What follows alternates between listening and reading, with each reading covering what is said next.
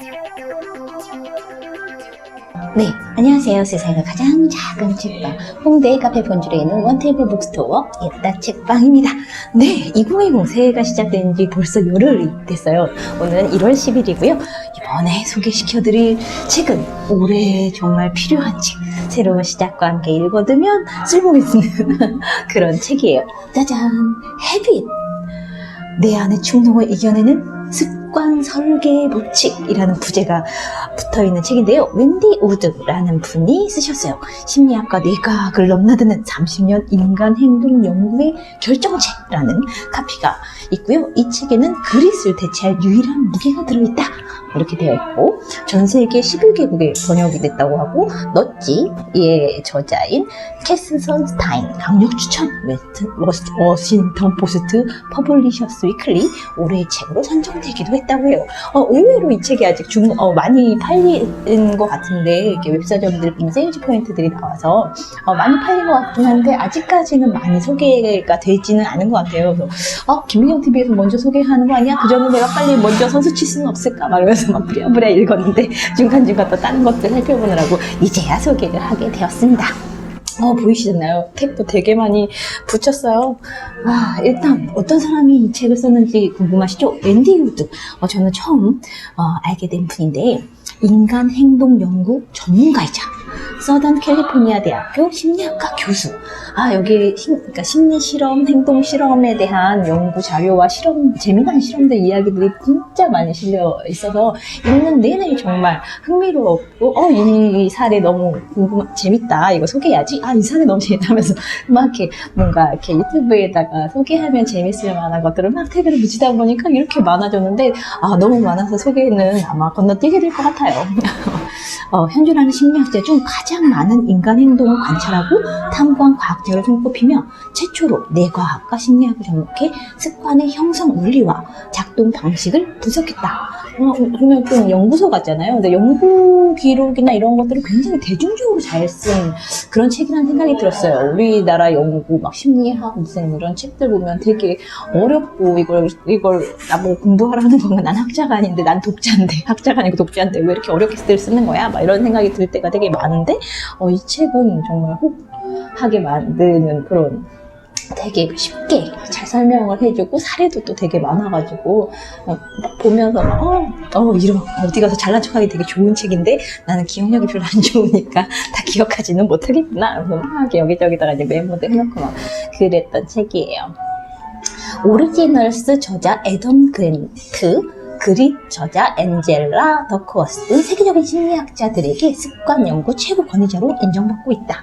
심리학, 뇌과학, 경영학, 사회학, 다 제가 되게 좋아했던 애들인데, 등 여러 학문을 넘나드는 방대한 연구를 통해 습관을 설계할 수 있다는 이 두 단어 자체가 되게 매력적이지 않나요? 라는 자신만의 구체적이고 독창적인 방법론을 도출했다. 무엇이 인간 행동의 지속성을 창조하는지 밝히고자 신경과학, 인지심리학, 행동 동기론 등을 30여 년간 연구했으며, 일단 여기서 끝난 거죠. 30년간 연구했는데, 그와 관련한 수천 건의 실험을 기획 주도했다. 우리 삶의 43%입니다. 습관으로 이루어져 있다는 사실을 과학적으로 증명한 앤디 우드의 탐구 여정은 그동안 시중에 출간된 수많은 동기부여 자기계발서의 이론적 배경이 됐다. 최고의 학자들로 구성된 앤디 우드 연구팀은 미국 국립과학재단, 미국 국립보건원, 템플턴 재단, 록펠러 재단, PNG 등 저명한 학술 재단으로부터 자금을 받아 활동하고 있으며 수많은 연구자가 웬디 우드의 프로젝트에 참여하기 위해 기다리고 있다. 여러 국제 학술지 편집장을 역임했으며 워싱턴 포스트, 로스앤젤레스 타임스, 뉴욕 타임즈, 시카고 트리뷴, USA 투데이 등의 칼럼을 쓰고 있다. 헤빗은 앤디 우드가 지난 30여 년간 연구한 결과물을 집약한 첫 책이며, 되게 의외였어요. 첫 책인데 되게 이렇게 잘 정리를 하다니. 서던 캘리포니아 대학교, 소르본 대학교 행동과학연구소, 유럽 경영대학원 등 미국과 유럽의 여러 학술단체에서 후원을 받아 집필됐다. 습관과학 연구 최전선에서 직접 경험하고 목격한 모든 지식을 담은 이 책은 인간 행동 뒤에 감춰진 무의식이 만들어내는 무진한 가능성을 활용해 삶을 변화시키는 방법을 알기 쉽게 전달했다 라고 되어 있어요. 그래서 이 책은 올해 아마 굉장히 올해 앞으로도 꽤 오랫동안 주목받고 화제되고 보통 사람들의 일상에 굉장히 많은 영향을 미칠 책이 될 것 같아요. 당신의 의지력은 갓 나온 수프보다 금방 식는다. 여기 보면 이 책에 엑기스가 되어 있는 뒷날개에 이렇게 딱 정리가 되어 있어요. 자동화된 무의식이 만드는 5가지 습관 설계 법칙. 엑기스 먼저 얘기를 드리면 이제 목차에도 나와 있어서 웹서점에 들어가셔서 책 검색하시면 이 차례들만 보셔도 대강 이런 얘기들을 하는구나 라는 것들을 알고 있어서 그냥 정리된 요약 정보가 필요하신 분들은 그냥 그것만 보셔도 되는데 정말 좋은 습관을 들이고 싶어, 나쁜 습관을 제거하고 싶어 이런 사람들은 읽는 동안 사실은 내 자체가 되게 동기화가 될 거잖아요. 나도 좋은 습관을 이렇게 해가지고 만들어야 되겠구나.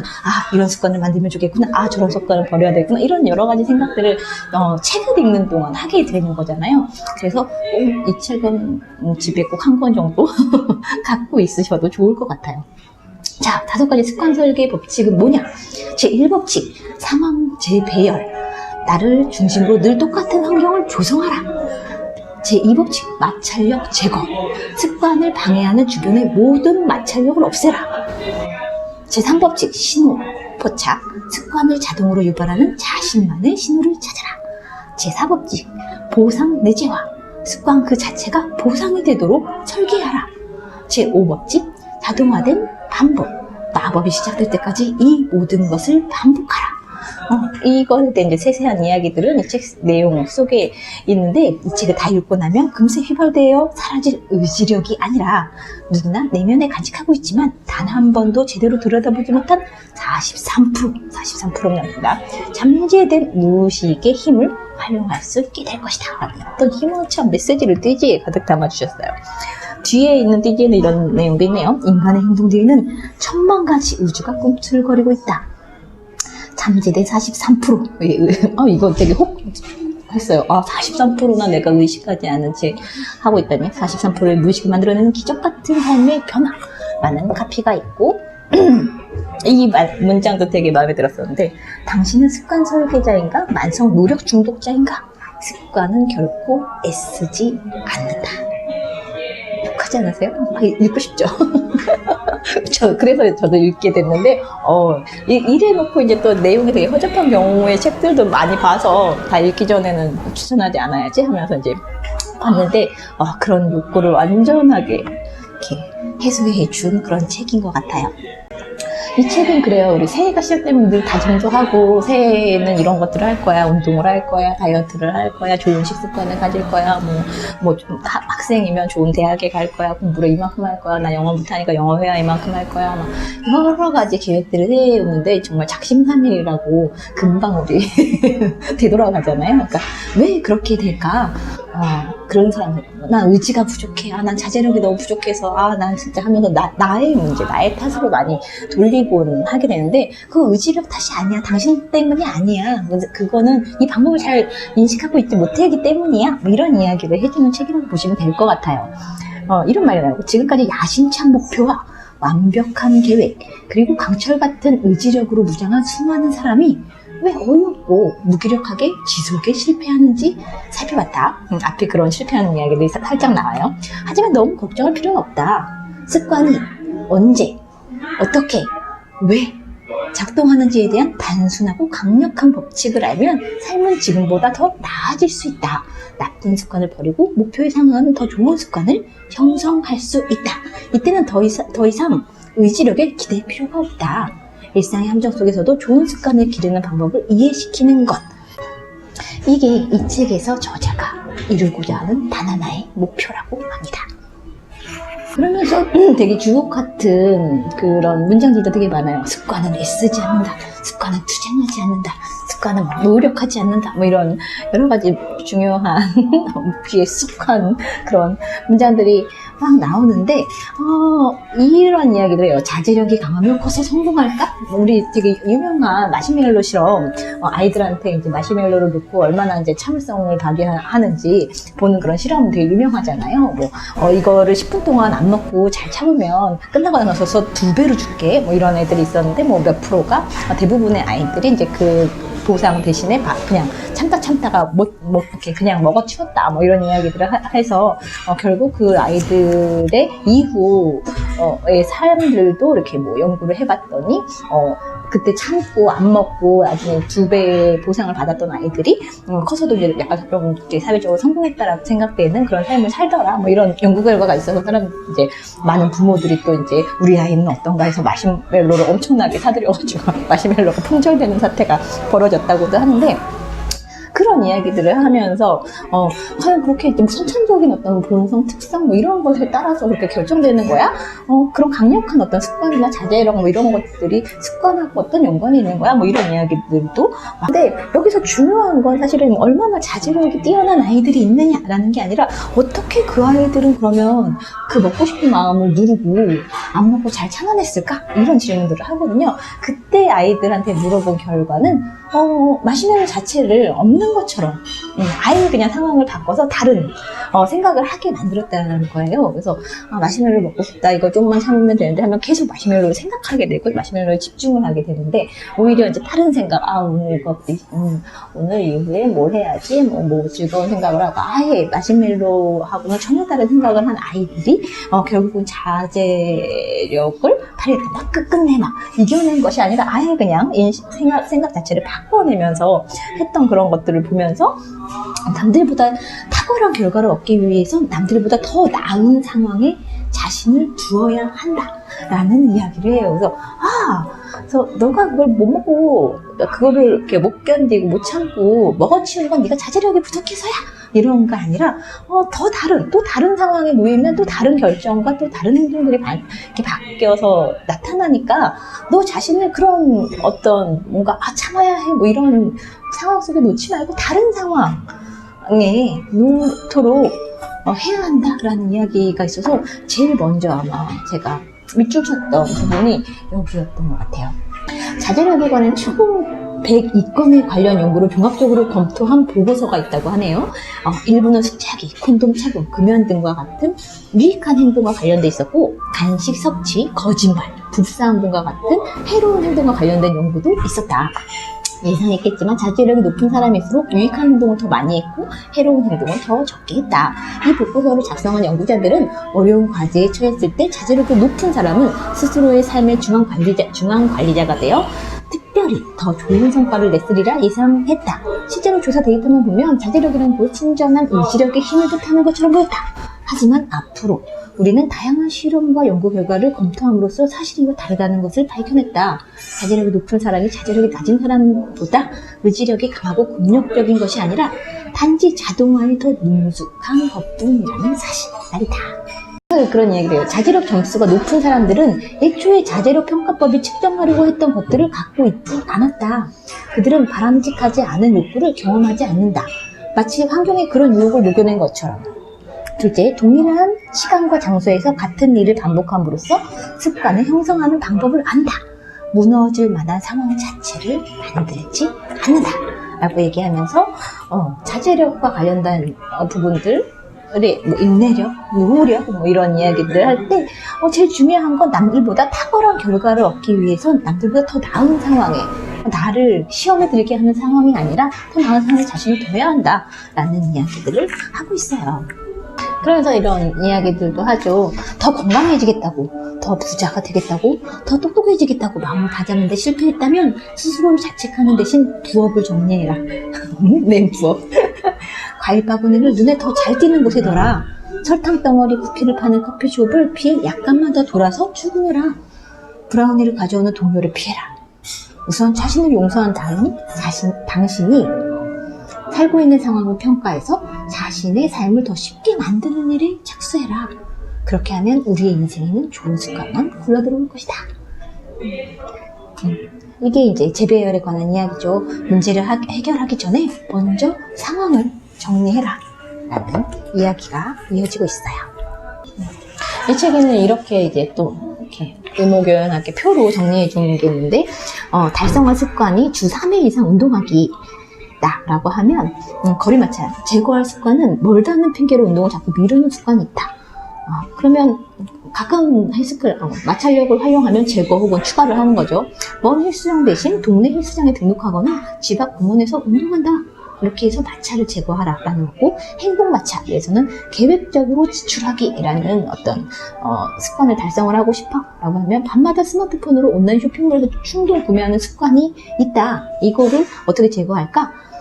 마찰력을 활용해서 쇼핑몰 앱을 스마트폰 깊숙한 곳에 저장하거나 아이디와 비밀번호를 자동 저장을 해제한다. 마찰 이걸 하려면 이제 막 저거 해야 되잖아요. 아이디부터 우리 아이디도 되게 많고 비밀번호도 되게 많으니까 이렇게 사소해 보이지만 이렇게 뭔가 걸리적거리게 뭔가 쉽지 않게 만들어 놓는 것만으로도 제거할 습관들을 제거하고 달성할 습관들을 더 다가갈 수 있다라는 이야기들을 해주고 있더라고요. 그러니까 보상도 이제 적절하게 활용해서 습관이 몸에 이렇게 딱 달라붙을 때까지 뭘 하면 뭔가 좋아지고 뭐 이런 것들이 있으면 우리가 또 좀 더 이렇게 혹해가지고 할 수 있잖아요. 그런 부분들에 대해서 보상에 대해서 이야기를 하는데 보상은 즉각적으로 이루어지는 것이 좋다. 빠를수록 좋다. 이런 이야기들이 나오고 또 흥미로웠던 거는 그러니까 보상이 A를 하면 반드시 B가 되는 게 아니라 A를 하면 B 다시도 되고 C도 되고 막 이렇게 뭔가 불규칙적인 불확실한 보상이 주어질 때 우리 뇌에서 도파민이 엄청나게 분비가 된다고 하더라고요. 그런 것들을 잘 활용을 하면 더 좋은 습관을 이렇게 몸에 달라붙게 하기에 되게 뭔가 적절한 것 같아요. 폭스바겐 사례가 나오는데 폭스바겐은 노르웨이 수도 오슬로의 지하철 계단을 피아노 건반처럼 바꿔놓는 공공 캠페인을 벌였다. 우리 그 피아노 건반 있는 그런 거 되게 한때 되게 오래됐는데 요즘에도 그런가? 근데 굉장히 대유행을 해서 어떤 영화에도 그런 장면들이 나왔던 것 같은데 밟자마자 건반 소리가 나는 요상한 계단 주위에 사람들이 구름처럼 몰려들었다. 그러니까 지하철 막 계단 올라다니기 되게 힘드니까 그런 것들을 재미를 더해서 흥미를 더해서 사람들이 기꺼이 계단을 오르고 싶게 만드는 그런 디자인을 한 거죠. 사실은 되게 이 사람이었구나 막 그랬는데 또 쓰레기를 넣으면 퐁당 하는 소리가 나는 쓰레기통을 공원에 설치했다고 해요. 사람들은 그 소리를 다시 듣기 위해 주변에 쓰레기를 모아서 자꾸 던졌다고 그래요. 쓰레기통에. 행동에 내기했던 가장 대표적인 보상인 재미를 활용한 사례다 라고 얘기하면서 재밌으면 사실은 계속 하게 되잖아요. 그럼 어떤 특별한 돈을 받는다거나 뭔가가 아니어도 그냥 이렇게 하면 더 뭔가 똑같은 일이어도 계단 오르내리는 일들도 막 계단만 보면 저는 웬만하면 에스컬레이터 타고 웬만하면 엘리베이터를 타는 사람이어서 하고 싶지 않은데 뭔가 새로운 것들이 있고 재밌는 일이 있다면 이렇게 그 힘듦이 힘듦으로 느껴지지 않게 되니까 그러한 보상의 방법도 하나가 될 수가 있다라는 이야기들을 해주고 있어요. 뭐 월급 같은 경우도 전형적인 외부적인 보상이라는 이야기들도 나오고요. 근데 이런 이제 보상들이 주어질 때마다 뭔가 습관들을 반복하게 하니까 습관을 길게 들이는 그런 방법이고 보상 없이도 작성한다면 그것이 습관이다. 라는 그런 이야기들을 해주고 있고요. 그래서 그런 습관은 언제 그렇게 마찰력을 제거하고 신호를 하고 상황을 좋게 만들고 이런 것들 다 좋은데 그래서 습관은 언제 습관 들이는데 얼마나 걸려요? 이런 이야기들을 할 수 있잖아요. 밥업이 시작될 때까지 반복하라. 습관 설계도치 5번째 마지막인데요. 되게 간단한 거죠. 사실 시작하고 계속해라. 시작하고 계속해라. 시작하고 반복해라. 사실 이 책에서 습관을 들이는 방법은 우리가 모두가 다 알고 있는 이야기예요. 시작하고 내가 의식적으로 해야지. 오늘 아침에 수영을 가야지. 오늘은 영어 한 단어를 외워야지. 오늘은 뭘 해야지. 라고 의식하지 않고도 내가 그냥 하고 있을 때 그때 습관이 된다는 거고 거기에는 얼마 걸려? 이런 것들이 어떤 책에는 21일이 걸린다라는 주장이 있는데 이건 아니라고 해요. 어떤 특정한 횟수나 시간이 되게 궁금해 할 건데 어떤 행동이 습관으로 굳어지기까지 21일이 걸린다는 주장이 있다. 즉 3주 동안만 억지로 헬스장이 가거나 저도 이 얘기 듣고서 해봤는데 나는 왜 3주 동안 안 만들어지지? 이러면서 했는데 더 많은 시간을 이렇게 매달렸어야 했나? 이런 생각을 했었는데 그거 아니래요. TV를 끊으면 원하는 습관을 몸에 각인할 수 있다는 이론이다. 물론 이것은 미신에 불과하다. 미신이랍니다. 이 숫자는 유명한 성형외과 의사이자 숱한 자기계발서를 쓴 맥스웰 몰츠가 1960년에 출간한 사이버네틱스에 나온다. 이 책은 2019년 12월 맥스웰 몰츠 성공의 법칙이라는 제목으로 한국에 출간됐다고 해요. 그는 성형수술을 마친 환자가 자신의 새로운 외모에 적응하는데 얼마나 걸리는지 추측했고, 일반적인 습관 형성 기간과는 거리가 먼 숫자라고 해요. 습관을 형성하는데 21일이 걸린다? 삑 아닙니다. 여러 가지 이제 실험을 한 이야기들을 이제 덧붙여 주었는데요. 이런 이야기 있어. 날마다 건강한 음식을 섭취하는 행동은 약 65일이 지나자 특별히 생각하지 않고도 자연스럽게 반복되었다고 하고요. 주기적으로 건강한 음료를 섭취하는 행동은 자연스러운 반복까지 약 59일이 걸렸다고 해요. 우리가 막 탄산음료 뭐 이런 것들 많이 먹는데 뭐 그것 대신에 뭐 차를 마신다거나 아니면 물을 마신다거나 뭐 이렇게 바꾸는데 59일. 운동은 습관으로 굳어질 때까지 91일 이상이 걸렸다고 해요. 그래서 세 달이나 걸리는 거였어 원래.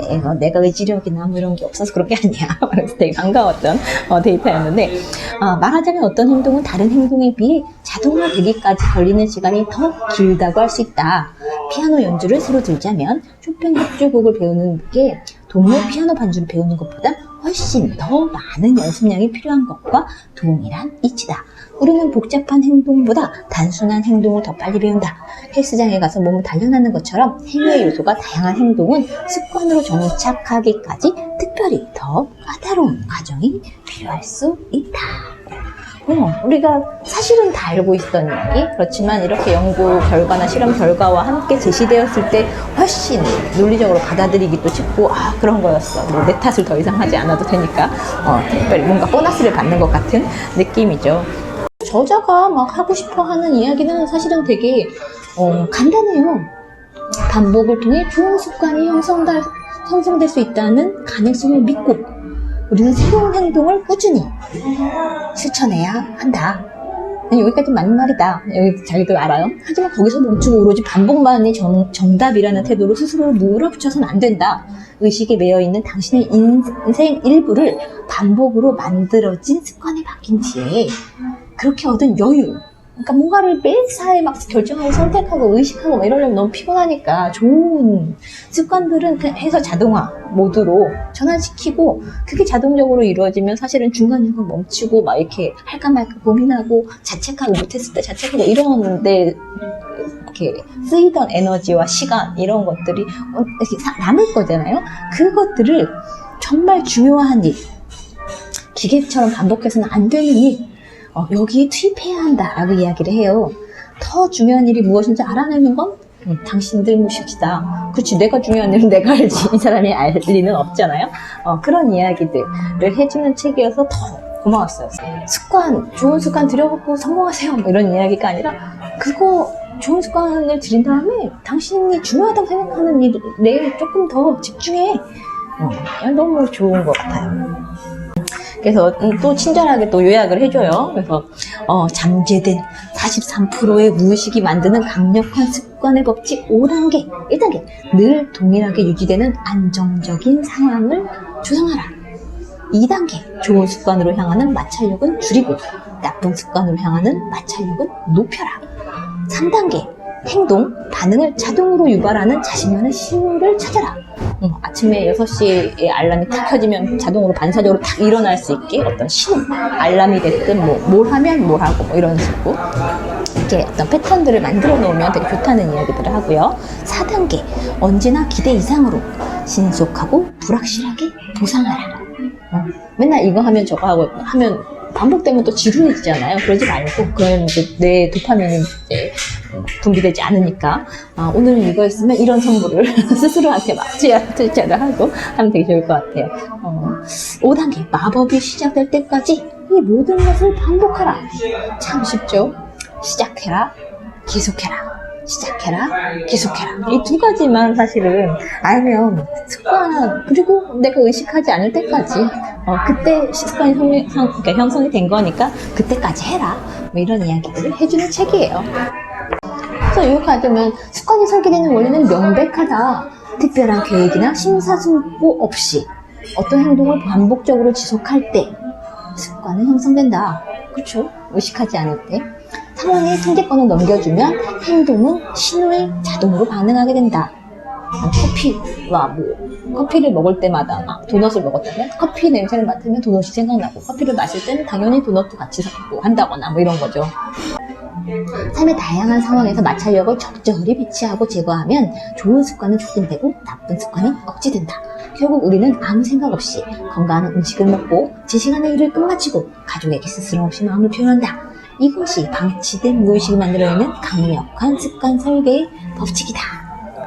명쾌하죠? 그래서 이런 이야기들, 제가 좀 어떤 심리 실험이나 이런 이야기들을 사례로 들어주고 싶었는데 그건 그냥 읽으세요.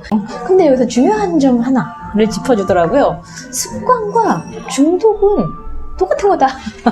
그런 이야기들 해요.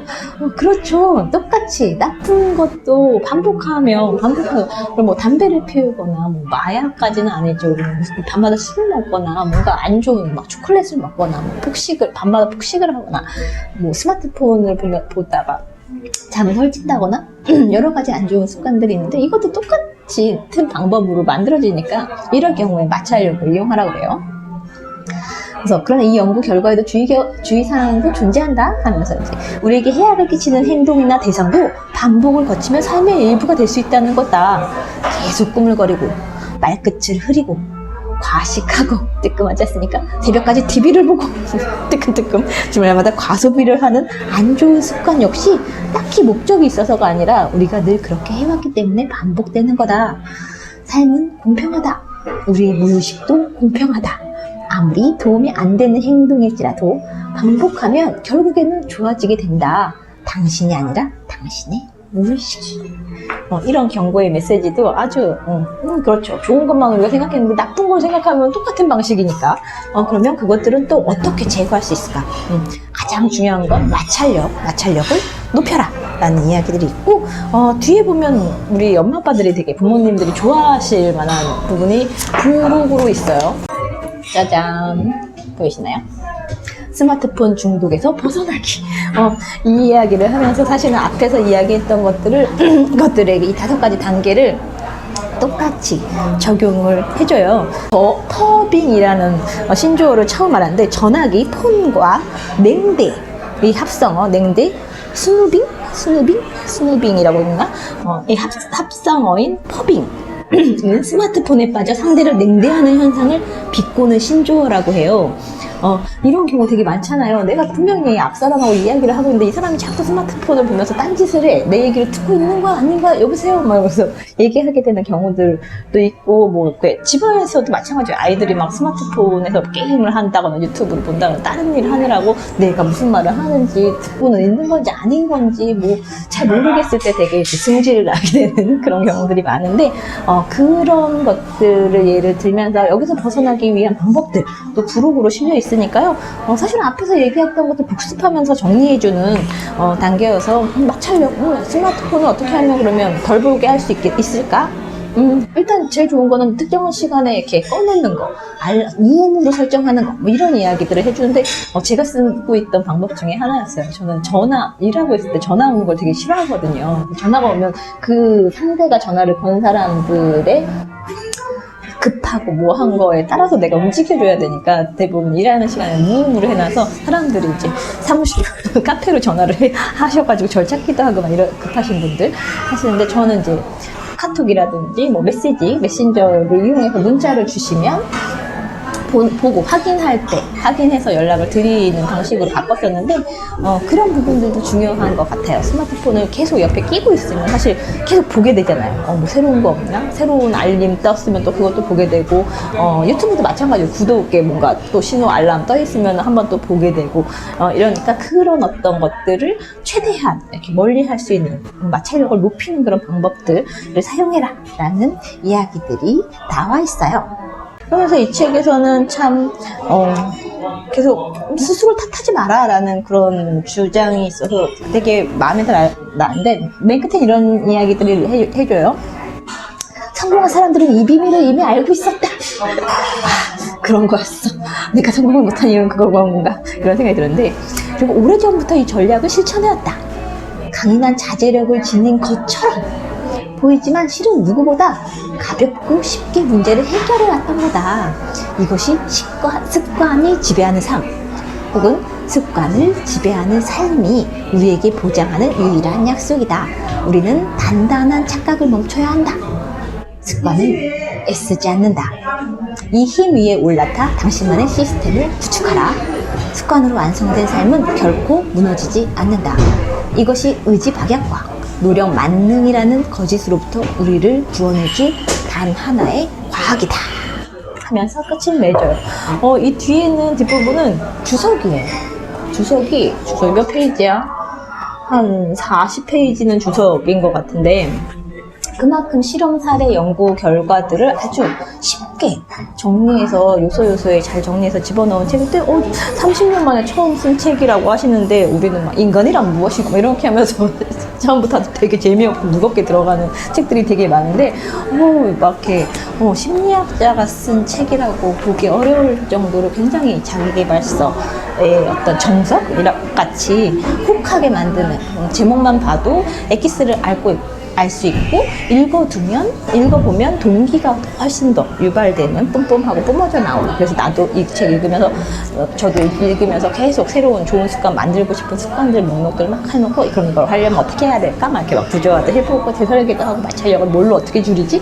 막 이런 생각, 어떤 상황에 내가 놓이면 이걸 더 잘할 수 있을까? 막 이런 생각들도 하게 되고 했던 책이니까 꼭 한번 읽어보시면 좋을 것 같고요. 이전에 제가 또 이렇게 잠깐 리뷰했던 책이죠. 아주 작은 습관의 차이 라는 책도 있었는데, 이 책의 어떤 근거들이 될 만한 그런 이야기들이 많이 있으니까요. 새 2020년을 좀 더 성공적으로 내 의지나 목표에 좀 더 가깝게 만들고 싶은 부분들은 이거 읽어도 좋을 것 같고, 이거 읽으면 이거 안 읽어도 될 것 같기도 하고, 그렇습니다. 네, 꼭 한번 읽어보시기 바랍니다. 안녕.